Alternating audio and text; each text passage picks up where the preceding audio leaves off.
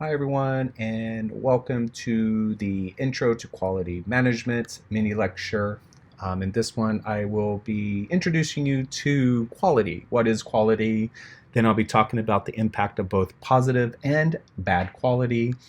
And I will be wrapping up by quickly going through various tools that are available to manage quality. All right, so what exactly is quality? Quality at the end of the day is just the ability for a product or service to consistently meet or exceed customer expectation. The textbook then lists out a variety of different dimensions to quality. At the top here, we see some dimensions and examples for products. And then at the bottom, you also see a list of quality dimensions for services.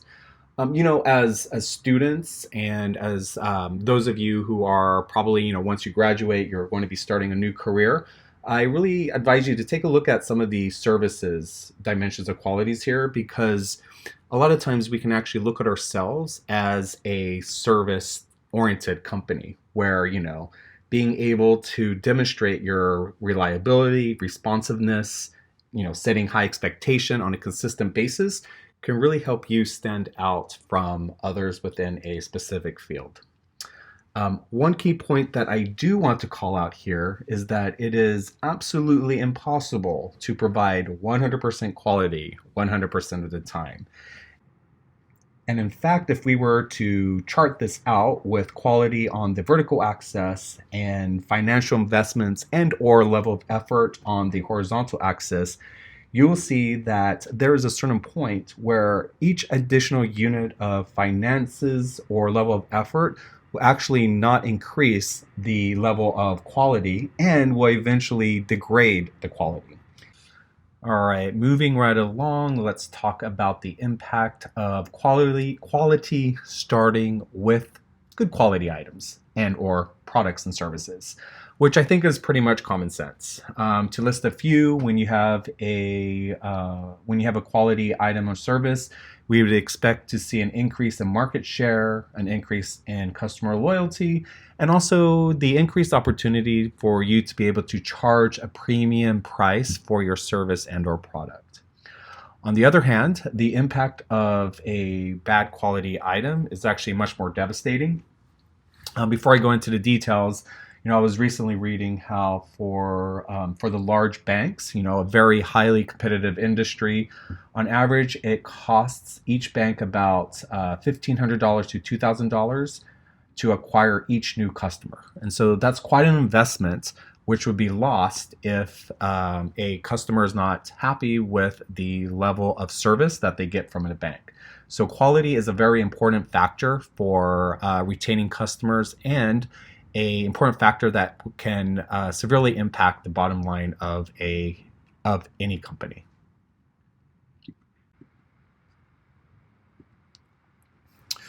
All right, so moving right along, let's talk about the impact of bad quality products and services. The impact, again, I think this is pretty much common sense, but the impact of bad quality is that, it will impact the bottom line of your business, the profits. It will increase liability, and it would also have a negative impact on the overall productivity of your company, which gets translated into additional costs.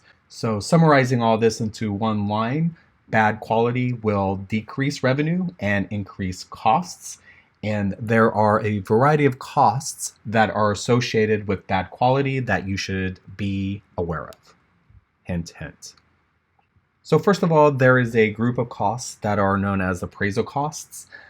These are costs that can kind of be categorized into costs associated with ensuring that you're capturing the quality of your products or services.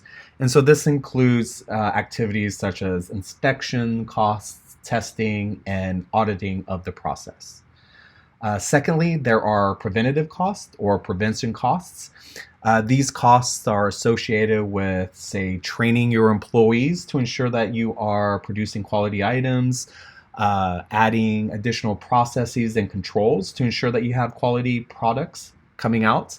And then even also, building relationships with your vendors to basically ensure that you are getting quality inputs into your process. So, for example, if you are a manager of I don't know, a factory, you want to ensure that all the raw materials that your vendors are selling you meets a certain standard so that you are able to produce quality items. And then thirdly, there are the failure costs. And failure costs can be divided into two camps. First of all, there are the internal failure costs.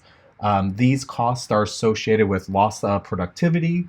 So say, for example, you identify that there is an issue with your workflow. You need to stop the workflow. And for the days in which the production line is paused, you are losing productivity. There's cost of investigating why bad products or services are being produced. And then there are costs associated with addressing those issues or reworking those products.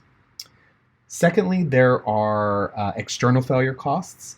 Probably the largest impact of the external failure costs is the loss of future business.